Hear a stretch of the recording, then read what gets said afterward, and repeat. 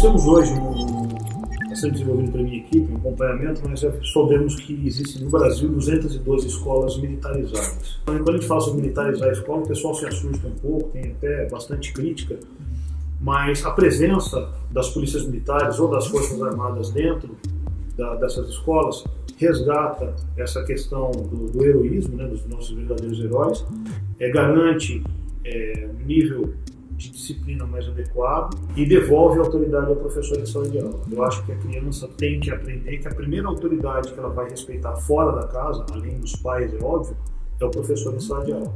Colocar a criança em forma, cantar o hino nacional, fazer o hasteamento da bandeira, trazer para a criança hoje a noção de que ela faz parte de um país grande, de um país maravilhoso. O Brasil é um país excepcional. São Paulo é um estado lindo. Tá? A gente não pode pegar só as mazelas do estado para falar deles. Esse é um estado maravilhoso, tá? Com um potencial gigantesco. Nós temos um povo que é incrível, um povo que ri das próprias dificuldades, que busca saídas e alternativas inteligentes para tudo, mas é um povo que muitas vezes é maltratado pelos nossos políticos.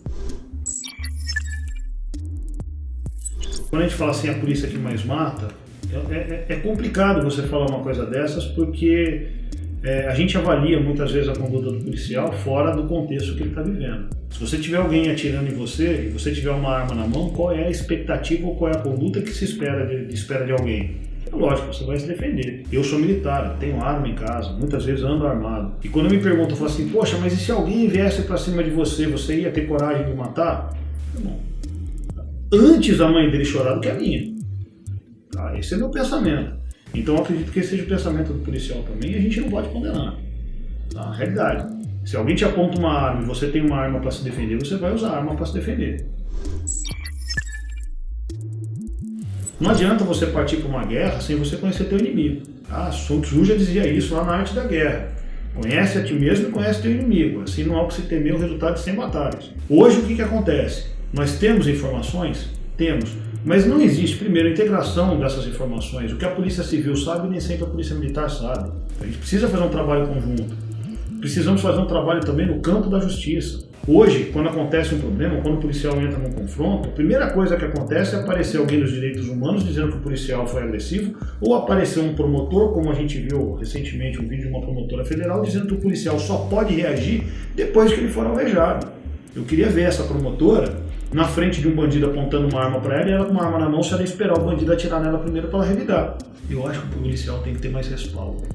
Para o bandido, a gente tem a defensoria pública.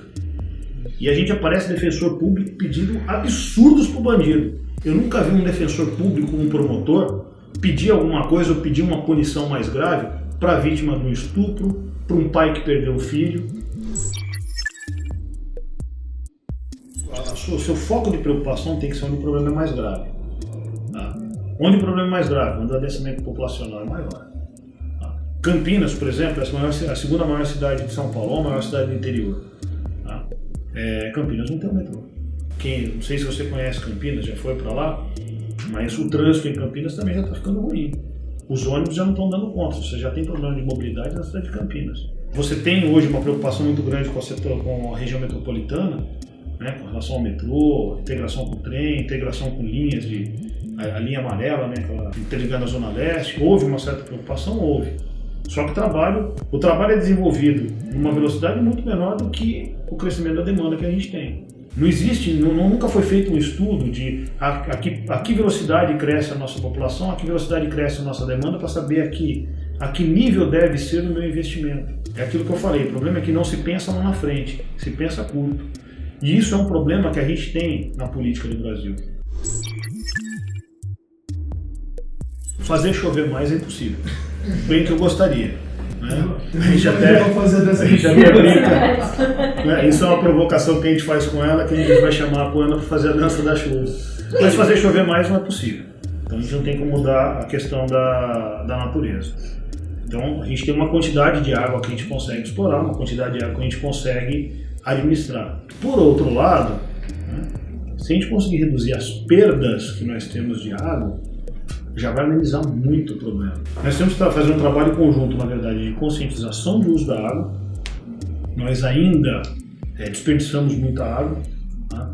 Não existe a cultura no Brasil de montar sistemas hídricos domésticos com reaproveitamento de água, por exemplo, ou com aproveitamento de água da chuva. Não existe essa cultura, é uma falta de cultura nossa nesse sentido. Se você buscar, não tenho os dados numéricos de cabeça, mas se você buscar os dados da Sabesp, você vai ver quanto de água você perde em vazamento, estouro de tubulação, gato de água, tá? Porque normalmente quem faz o gato da água não se preocupa com a quantidade de água que usa. Faz até piscina dentro de casa porque tem um gato para garantir aquela água. E é uma problemática, porque esse problema do gato, quando a gente fala assim, o pessoal faz gato na água, ou furto de água, né? Todo mundo pensa na comunidade pobre. Não, tem muita casa por aí com gato de água. Já vi isso em residências de bom nível socioeconômico. Então, assim, enquanto a gente não tirar essa cultura, enquanto não tiver uma grau de fiscalização para evitar esse desperdício, existe trabalho que a gente faça que vá resolver o problema da falta de água. Posso dizer que o senhor vai aumentar a fiscalização em torno da Sabesp? Com certeza. Não só a fiscalização com relação ao furto de água, mas com relação ao patrulhamento das redes de distribuição para garantir que a gente não tenha tanta perda.